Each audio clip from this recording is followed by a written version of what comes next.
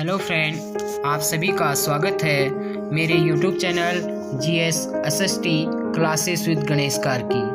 मेरे वीडियो को like, share तथा कमेंट करके ज़रूर बताएं कि आपको यह वीडियो कैसा लगा और साथ ही मेरे चैनल को सब्सक्राइब करके बेल आइकन ज़रूर प्रेस करें। हेलो दोस्तों, आप सभी का स्वागत है मेरे यूट्यूब चैनल पे। आज हम जानकारी लेंगे भारतीय संविधान में वर्णित मौलिक अधिकारों के बारे में।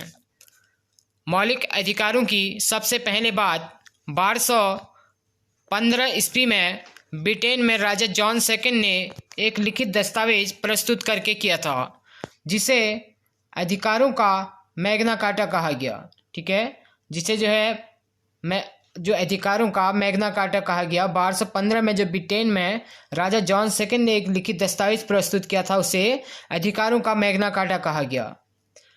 मौलिक अधिकारों की घोषणा फ्रांस में 1789 में हुई और फ्रांस मौलिक अधिकारों के प्रति इतना सजग था कि उसने अपने सम्राट लुईस सेकंड को मौलिक अधिकारों का उल्लंघन करने पर फांसी पर लटका दिया। ठीक है, लुईस सेकंड 16वां जो थे, उनको मौलिक अधिकारों का उल्लंघन करने पे फांसी पे लटका दिया। भारत में सर्वप्रथम मौलिक अधिकारों की मांग 1895 ईस्वी में सरदार वल्लभ भाई पटेल द्वारा स्वराज विधेयक में की गई। इसके बाद कई प्रयासों के बाद एक बार फिर से 1928 में नेहरू रिपोर्ट में 19 मौलिक अधिकारों की मांग की गई। 1928 में नेहरू रिपोर्ट में 19 मौलिक अधिकारों की मांग की गई। तत्पश्चात 1931 में कांग्रेस के कराची अधिवेशन में सरदार वल्लभ भाई पटेल की अध्यक्षता में मौलिक अधिकारों का प्रस्ताव पारित किया गया। जो मौलिक अधिकारों का जो प्रस्ताव पारित किया गया, ये 1931 में कांग्रेस के कराची अधिवेशन में सरदार वल्लभ भाई पटेल की अध्यक्षता में किया गया। साथ ही द्वितीय गोलमेज सम्मेलन 1931 में गांधी जी ने भी मौलिक अधिकारों की मांग की थी, जबकि मौलिक अधिकारों का प्रारूप पंडित जवाहरलाल नेहरू, ये काफ़ी बार क्वेश्चन पूछा जाता है कि मौलिक अधिकारों का प्रारूप किसके द्वारा तैयार किया गया था। ये किया गया था पंडित जवाहरलाल नेहरू द्वारा। और प्रोफेसर लास्की ने अपनी पुस्तक ग्रामर ऑफ पॉलिटिक्स में बताया, अधिकार सामाजिक जीवन की ऐसी परिस्थितियां हैं जिसके बिना मनुष्य अपना विकास नहीं कर सकता। यानी कि प्रोफेसर लास्की ने कहा था कि अधिकार सामाजिक जीवन की ऐसी परिस्थितियां हैं जिसके बिना मनुष्य अपना विकास नहीं कर सकता। भारतीय संविधान में मौलिक अधिकार संयुक्त राज्य अमेरिका से लिए गए हैं। जो भारतीय संविधान में मौलिक अधिकार लिए गए हैं, ये USA यानी कि संयुक्त राज्य अमेरिका से लिए गए हैं और इनका उल्लेख भाग 3 तथा अनुच्छेद 12 से 15 तक है। भारतीय संविधान में जो मौलिक अधिकारों का उल्लेख है वो भाग 3 तथा अनुच्छेद 12 से 35 तक है। भाग 3 को भारत का मैग्ना कार्टा भी कहा जाता है। ठीक है, भाग 3 को भारत का मैग्ना कार्टा भी कहा जाता है। मौलिक अधिकार राज्य के विरुद्ध क्या एक गारंटी होती है। इसकी पृष्ठभूमि व्यक्तिवादी है, अर्थात मौलिक अधिकारों का जो केंद्र बिंदु है वो कौन व्यक्ति है। ठीक है, जो मौलिक अधिकारों का केंद्र बिंदु है हमारा, वो एक यानी कि व्यक्ति है। मौलिक अधिकार व्यक्ति और नागरिक दोनों के लिए होते हैं। ठीक है, जो मौलिक अधिकार होते हैं व्यक्ति और नागरिक दोनों के लिए होते हैं। जैसे अनुच्छेद 15, 16, 19, 29 व 30 ये सिर्फ नागरिकों के लिए हैं, जबकि शेष जो मौलिक अधिकार हैं ये सभी व्यक्तियों के लिए और नागरिक यानी कि व्यक्तियों के लिए हैं। विदेशी व्यक्तियों में विदेशी और नागरिक दोनों आते हैं, उनके लिए हैं ये। और भारत के संविधान में 7 मौलिक अधिकारों का उल्लेख किया गया था। जो प्रारंभ में भारत के मूल संविधान में 7 मौलिक अधिकारों का उल्लेख किया गया था, किंतु वर्तमान में इनकी संख्या 6 है, क्योंकि 44वें संविधान संशोधन 1978 के माध्यम से संपत्ति के अधिकार को अनुच्छेद 300A में कानूनी या विविध अधिकार यानी कि विधिक या कानूनी अधिकार के रूप में दर्जा दिया गया। वर्तमान में भारतीय संविधान में 6 मौलिक अधिकार वर्णित हैं। पहला है समानता का अधिकार, इसका जो वर्णन किया गया है अनुच्छेद 14 से 18 तक किया गया है। दूसरा है स्वतंत्रता का अधिकार और इसका जो उल्लेख किया गया है अनुच्छेद 19 से 22 तक किया गया है। तीसरा मौलिक अधिकार है शोषण के विरुद्ध अधिकार, इसका उल्लेख अनुच्छेद 23 से 24 में किया गया है। और चौथा है धार्मिक स्वतंत्रता का अधिकार, इसका जो वर्णन है अनुच्छेद 25 से 28 तक किया गया है। साथ ही पांचवा जो मौलिक अधिकार है शिक्षा व संस्कृति संबंधी अधिकार, इसका जो उल्लेख किया गया है अनुच्छेद 29 और 30 में किया गया है। और जो अंतिम मौलिक अधिकार है संवैधानिक उपचारों का अधिकार, इसका उल्लेख अनुच्छेद 32 में किया गया। यानी कि वर्तमान में जो भारतीय संविधान में मौलिक अधिकार हैं ये कितने हैं? 6 मौलिक अधिकार हैं। जानेंगे मौलिक अधिकारों के बारे में। पहला जो एक मौलिक अधिकार है अनुच्छेद 12, इसका जो 6 मौलिक अधिकार हैं उनमें वर्णन नहीं है, लेकिन इसका अलग से वर्णन किया गया है। अनुच्छेद 12 राज्य की परिभाषा, यानी कि जो भाग 3 और 4 पर लागू होती है। ठीक है, भाग 3 और 4 पर लागू होती है राज्य की परिभाषा, जिसके अंतर्गत संघ की और राज्य की विधायिका एवं कार्यपालिका आती हैं।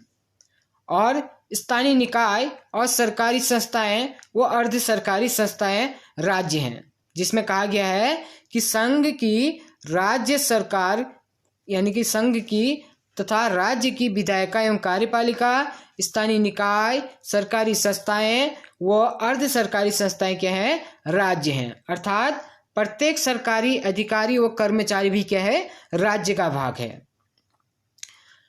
एक बहुत ही इंपॉर्टेंट नोट है, न्यायालय राज्य की परिभाषा में नहीं आता, यानी कि जो न्यायालय होता है वो राज्य की परिभाषा में नहीं आता है।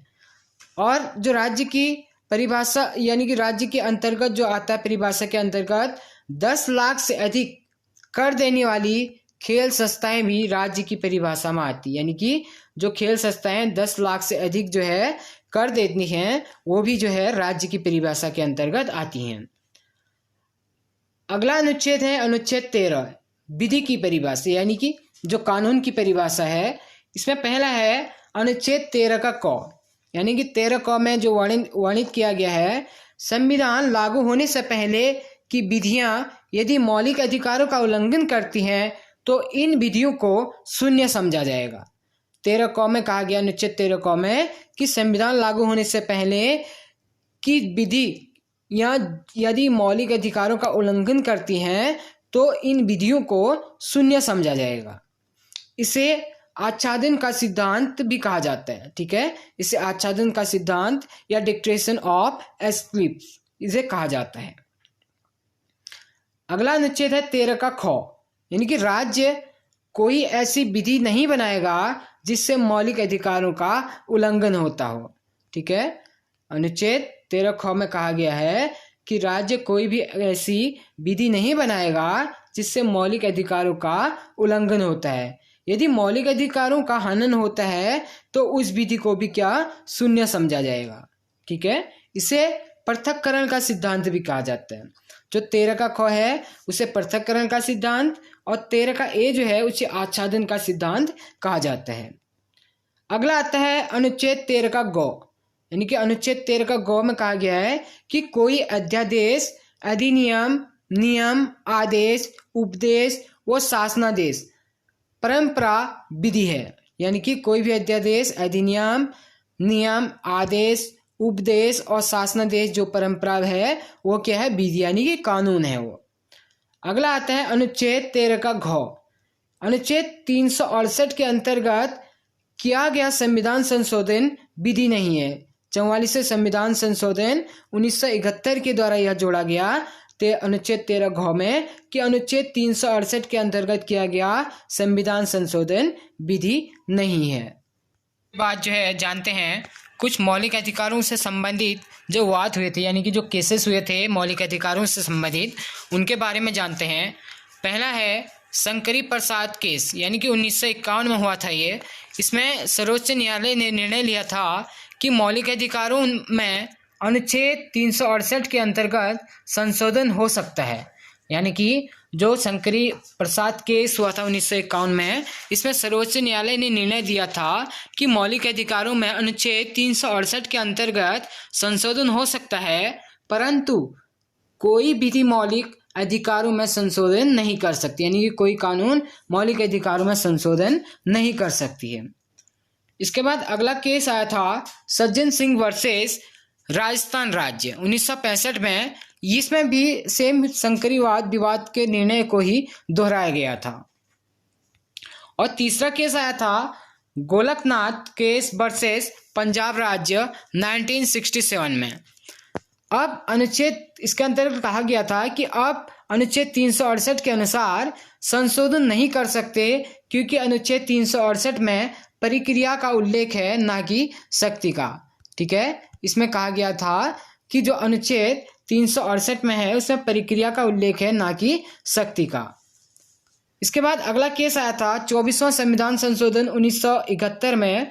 इसमें संसद ने अनुच्छेद 368 में शक्ति शब्द को जोड़ दिया गया था। ठीक है, ये शक्ति जो शब्द जोड़ा गया था अनुच्छेद 368 में, ये जोड़ा गया था 24वां संविधान संशोधन 1971 के द्वारा।